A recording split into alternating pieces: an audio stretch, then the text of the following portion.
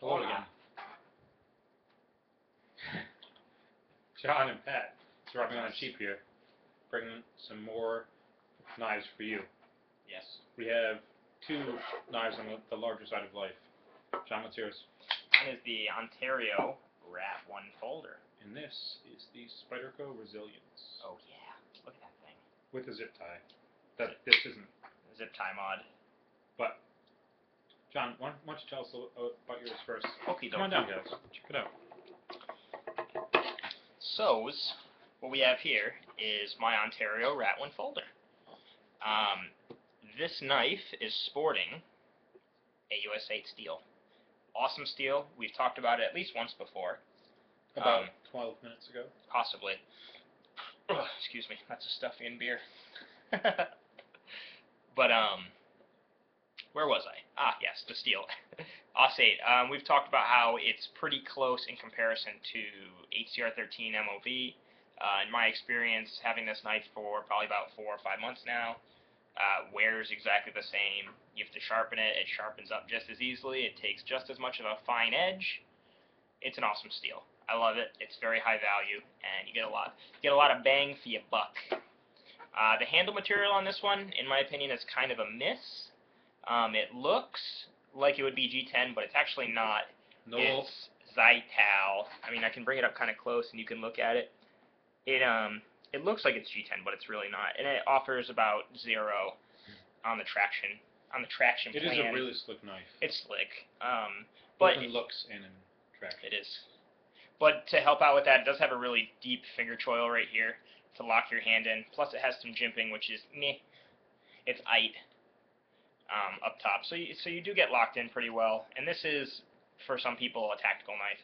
I don't use it in that fashion. I use it as an EDC knife, but it does have enough traction on it if you wanted it as a tactical knife. Basically, you can stab someone, is what you're saying. In a basic sense, yes. Let me see another burp. Stuffies and beer, they're getting to me. That's yo.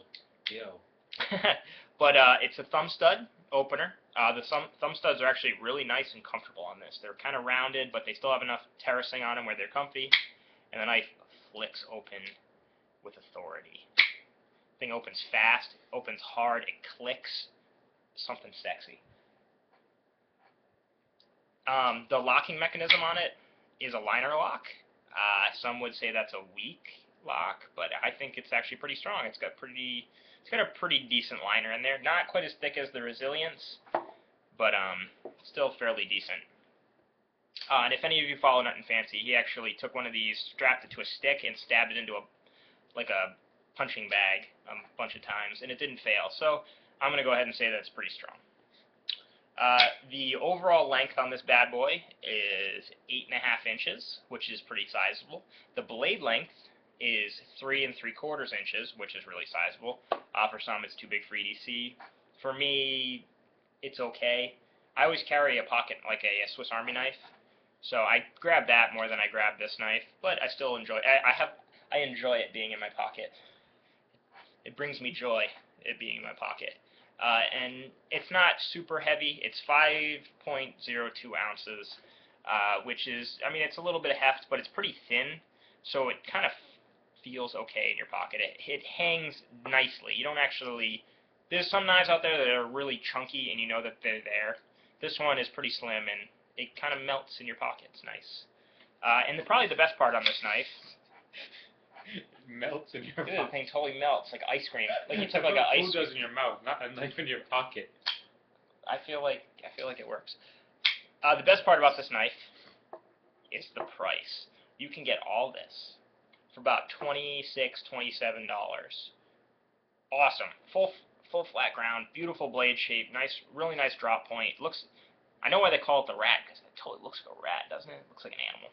I love when knives look like animals. See that bird over there? Bird versus the rat.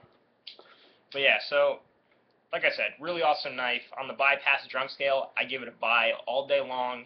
You really, really can't beat this knife for the money. If you got 27 bucks in your pocket and you want a large size tactical folder, boom, here's your boy, Pat. Enter. Now, if you got a little bit more money to spend, we have this. This is the Spyderco Resilience. This bad boy, just like its younger brother, is the ambitious and the tenacious, And the persistence. and the persistence. Has ATR13 MOV, steel, full flat ground blade, which the Spyderco blades are always beautiful just because they have that just a sheen of metal right up until the grind of the edge. The handle itself is G10 with the skeletonized liner locks, all full steel liners you can see. It's a beefy liner. I've used this knife a lot and it has never failed on me. Also, that's awesome. Just pointing that out there. The way you can open this knife, just finger flick it from behind because the blade's so big. It's just a great looking knife overall. What is that, John? John's handwriting is terrible. Oh yeah, the finger hole. I have a zip tie, a little zip tie. So if you notice, it is tip up for a right-hand carry. So when I put it in my pocket, I pull it out of my pocket and it will catch just like this, and the knife can open up as soon as I pull it out of my pocket. So literally, it's called waving. You probably know that, but wave it right out of my pocket, and it'll literally be open by the time it's out of my pocket, which is pretty sweet. The knife itself, as you can tell, is pretty long, but when you carry it tip up like this, only that much sticks out of your pocket, which isn't so bad. But its overall length is 9.5 inches. That's a big knife. This is like just... the blade itself is 4.25 inches, which is... The blade itself on this is basically the same size as the Ambitious in total, which is impressive if you're looking for a tactical folder. Just like John's, this is basically a 5-ounce knife. John's is a little bit lighter. This is just a fraction heavier, but it's also a little bit longer by a full inch. But it's still a great knife. If you're looking for a large size folding knife that is on the cheap but still has good blade steel, good quality, and looks great, I think this is your knife. Either this or the Rat. If you have the extra money to spend, I don't know about you, John, but I would, if I had $45 and I could pick between the Ontario Rat or the Resilience, I'd probably have the Resilience. No offense, the Rat's nice. Although, But for $27, what's better is to have both of them. Exactly. On the bypass junk scale, this definitely gets a buy. Absolutely, both for a collection piece and for carrying. I carry this knife every single day until I got the Ambitious, and I still carry it some days. It's just a great knife. It looks huge, but it's awesome. Great quality, great looks, great friends, Applebee's. But yeah, so both these knives we'll put in the description below. You have the Ontario Rat and the Spyderco Resilience. $27, $43. We'll post the links for Amazon below. Let us know. John is just burping up a storm. Yeah, beer. I'm not drunk though. I would hope not. I swear to drunk, I'm not God. All right, and best Oscar goes to. All right, but let us know what you think in the comments below. We always like to hear from you guys. If you end up buying one of these knives and get it and love it, let us know. If you hate it, we don't know why you would, but still let us know. But we think that you definitely won't hate either of these knives. You really can't go wrong. You could, you know what? Screw it. Buy both of them. Do it right Done now. deal. You guys got credit cards. Rack up the bill, right, Pat? Exactly. Good one, John. John's making a joke. Anyways, until next time, I'm Pat. And I'm John. And we are Surviving on the Cheap. We are.